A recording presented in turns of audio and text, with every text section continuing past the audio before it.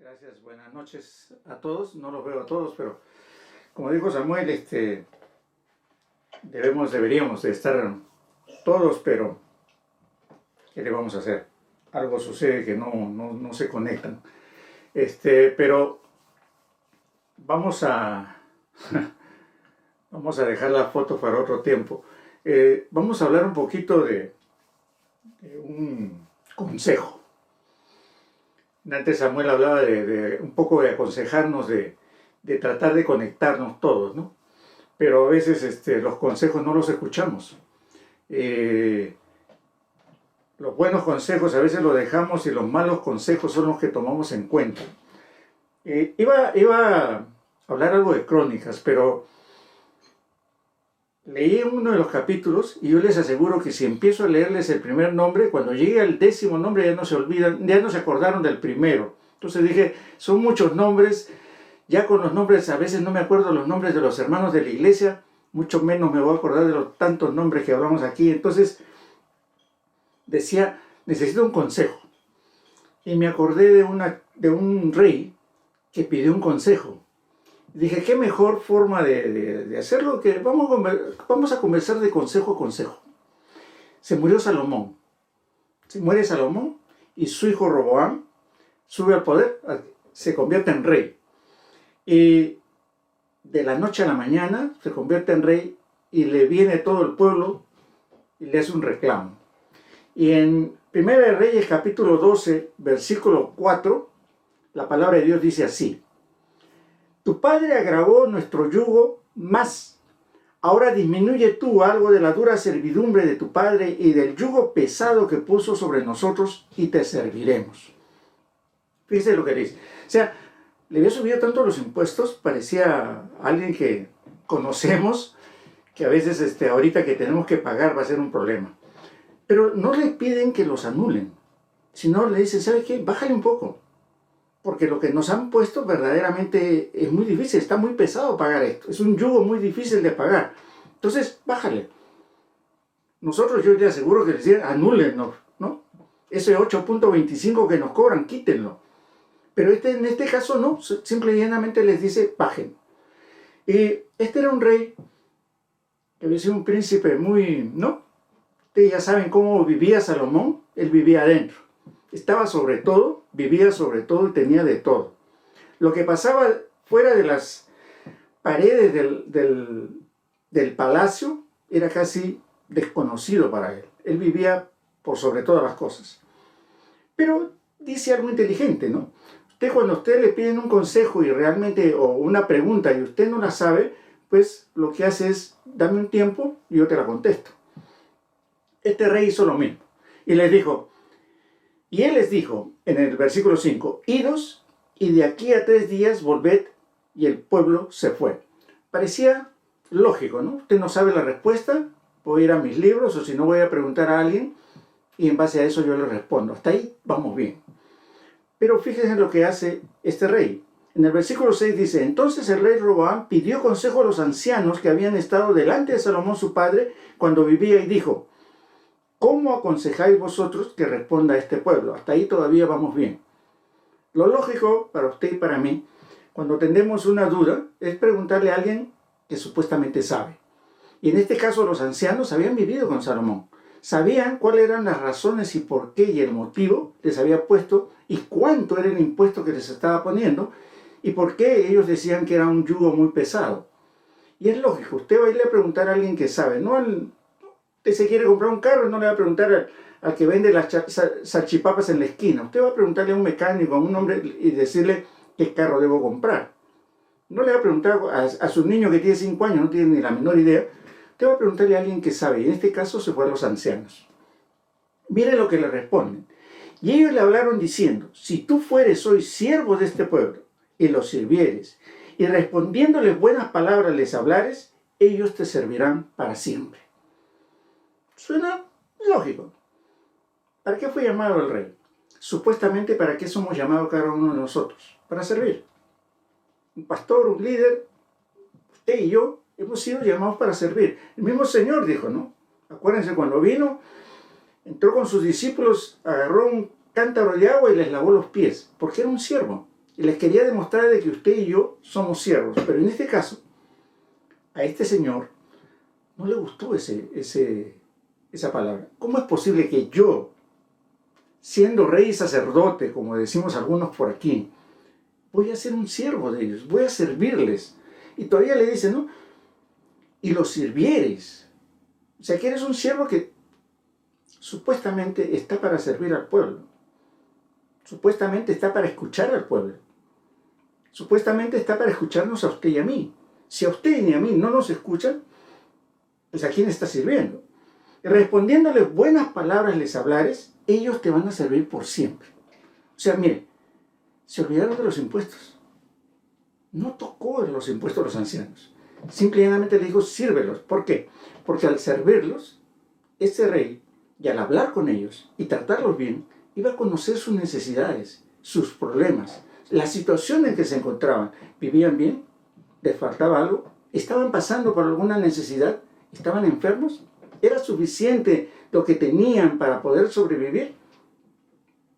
Y después de conocerlos, lógicamente vendría la situación de los impuestos, ¿no?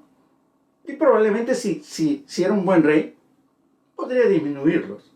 Pero no le gustó esa frase. No le gustó la frase, primeramente, servir. No le gustó, ¿no?, servir a todo el pueblo.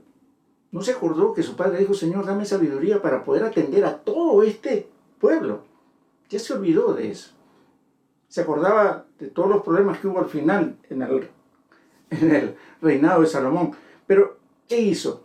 Y a veces nos sucede algo parecido a nosotros. Él dejó, dice en el 8, el consejo de los ancianos que le habían dado y pidió consejo de los jóvenes que se habían criado con él y estaban con él. O sea, ¿a quién? A mis amigos, a los que me rodean, con los que me voy de parranda, con los que me voy a un sitio, con los que me voy a otro, o a aquellos que me dicen amén. Porque los que no me dicen amén me van a decir algo que no me gusta. En cambio, el que me dice amén y el que está al lado mío, el que se fue de fiesta, el que se fue de parranda, con el cual nos hemos divertido como jóvenes, son aquellos que me van a apoyar en cualquier decisión que yo tome. Porque fíjese todavía lo que dice. Jóvenes que se habían criado con él y estaban delante de él. O sea, lo coronaron rey y a los primeros que trajo fueron a todos sus amigos. A todos aquellos que, independientemente de lo que sepan o independientemente de lo que sean, primeramente eran sus amigos. Entonces siempre iban a estar, inclusive probablemente después de estas iban de pachanga porque era el rey y sus amigos. Él dejó el consejo de los jóvenes y estaban criados con él y delante de él.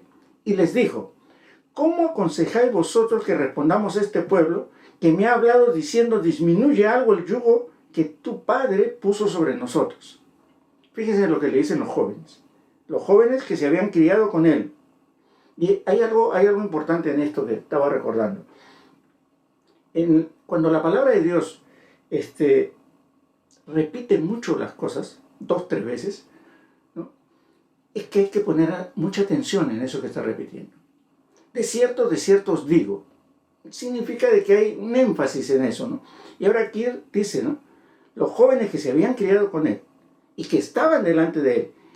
Entonces, en el 10 dice, entonces los jóvenes que se habían criado con él. Fíjense el peso al final en la decisión que toma el rey justamente de eso. Entonces los jóvenes que se habían criado con él le respondieron, así hablarás a este pueblo que te ha dicho estas palabras. Tu padre agravó nuestro yugo, mas disminúyenos algo, así les hablarás. El menor dedo de los míos es más grueso que los lomos de mi padre. Ahora pues mi padre os cargó de pesado yugo, mas yo añadiré a vuestro yugo. Mi padre os castigó con azotes, mas yo os castigaré con escorpiones. Y le gustó esto. Le gustó lo que le dijeron los jóvenes. ¿Por qué? Porque él era como ellos. Entonces, nosotros a veces vamos a pedir un consejo a quienes nos gusta lo que nos van a decir. Usted quiere hacer algo, lo primero que hacemos es, ¿quién puede reafirmar lo que vamos a hacer nosotros? Porque si yo voy donde alguien y me dice algo contrario, sea bueno, sea malo, no lo voy a tomar en cuenta porque está en contra de lo que yo estoy pensando. Yo quiero comprarme un carro y me alcanza para un Volkswagen, pero un hermano viene y me dice, no, cómprate una del 2010 y, no, Mercedes-Benz. Pues no tengo para eso, no lo voy a escuchar. Es un buen carro, es una buena compra, pero no me gusta porque para mí no está a mi alcance. O quiero hacer este negocio, pero le pregunto a alguien que no quiere que yo haga un negocio, me va a dar cosas equivocadas. En cambio hay otro hermano, mira, tienes que hacer esto, tienes que hacer el otro, tienes que hacer aquí, tienes que ir a abrir. Y me da una serie de consejos, pero ¿qué pasa cuando los consejos son para cambiar mi vida? Para mi estilo y mi forma de pensar y de creer. Muchas veces vamos a pedir un consejo a quien sabe que nos va a apoyar en nuestras creencias y en nuestra forma de pensar, pero no así en aquellos que verdaderamente nos van a dar una palabra correcta y una palabra de Dios. Estos ancianos habían vivido con Salomón, sabían lo que estaba pasando al pueblo y la mejor opción que le daban no era quitársele simplemente los impuestos, sino pensar de que este pueblo lo iba a servir para siempre. Pero como tenía que humillarse, tenía que arrodillarse, no le gustó. Y muchas veces a nosotros no nos gusta ese tipo de cosas. Y nos rodeamos de ¿quiénes? Jóvenes inexpertos, que lo único que están buscando, porque fíjense, no eran nadie. Y de la noche a la mañana estaban con el rey. Y encima de eso iban a ser consejeros del rey. ¿Se imagina usted las decisiones que de ahí en más se podrían tomar en ese reinado? Por eso ya saben lo que pasó después. ¿Por qué? Porque escuchó algo bueno para los oídos. A veces nos gusta escuchar un amén. Y no nos gusta escuchar una palabra que esté en contra de eso.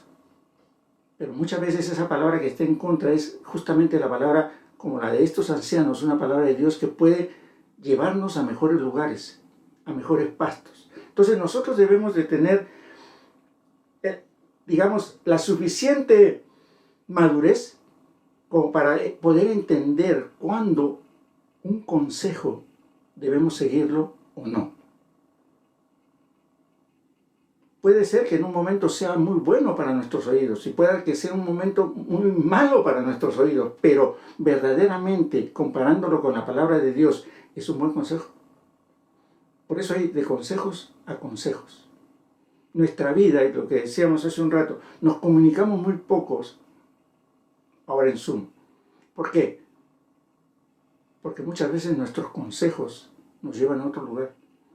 Porque nuestra prioridad está en otro sitio. Porque preferimos escuchar a Netflix que la palabra de Dios. Nos cuesta, por supuesto que nos cuesta. Tenemos que romper con muchas cosas, pero la cosa también está, ¿recibimos un buen consejo o recibimos y aceptamos un mal consejo? ¿Qué es lo que nosotros debemos entender por eso? ¿Rodearnos de gente como estos jóvenes o rodearnos de gente como estos ancianos? Que conocen la palabra de Dios, que predican la palabra de Dios y que no le añaden ni le quitan una coma ni una tilde a la palabra de Dios, sea tal cual es. Muchas veces nos darán bendición, muchas veces nos jalarán las orejas, pero si es la palabra de Dios y no que aparezca un iluminado por ahí que diga Dios me dijo, no, si no está en la palabra de Dios, no está en la palabra de Dios. Si no está escrito, el Señor mismo dijo, escrito está y escrito está. Y si está escrito, es que nosotros debemos seguirlo. Ese es nuestro consejo. Ese es aquello que nos va a aconsejar para luchar, porque es una lucha diaria, para continuar el camino, para seguir adelante. ¿Difícil? Por lo menos por un servidor sí, porque nos caemos y nos levantamos. Seguimos avanzando y nos volvemos a caer, porque no es fácil. Estaba leyendo un rato, dice, el vivir es Cristo y el morir es ganancia. Es fácil decirlo. Pero para morir es ganancia es que has vivido una vida totalmente comprometida con Cristo. Porque si no, no fuese ganancia. Si te imaginas tú de que 365 días, 5 días viviste en Cristo y los otros 360 no, ¿sería ganancia? No. Nos llenamos la boca cuando decimos, no, el morir es Cristo y vivir es ganancia. siempre y cuando, como decía Pablo, a pesar de todos sus problemas, él vivía y estaba preso en el Señor. ¿Estamos presos en el Señor o el Señor es después de? ¿Es antes de o después de? Después de mi trabajo, te aseguro que varios van a decir, es que llegué tarde, estaba cansado. Por eso no me conecté.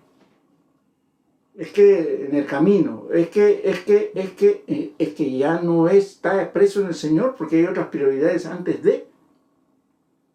Entonces, si nosotros queremos buscar un buen consejo, tenemos que rodearnos de gente que justamente se llene de la palabra de Dios y que no necesariamente el consejo que nos va a dar nos va a gustar, pero sí nos puede permitir que nos va a corregir. Y vamos a poder tomar una buena decisión. ¿Para qué? Para que en algún momento, espero yo, decir algún día, morir es ganancia. Que por ahora, por lo menos en mi caso, está difícil. Gracias, hermano, por haberme escuchado. Caballero Ilustre, te dejamos la posta. Gracias.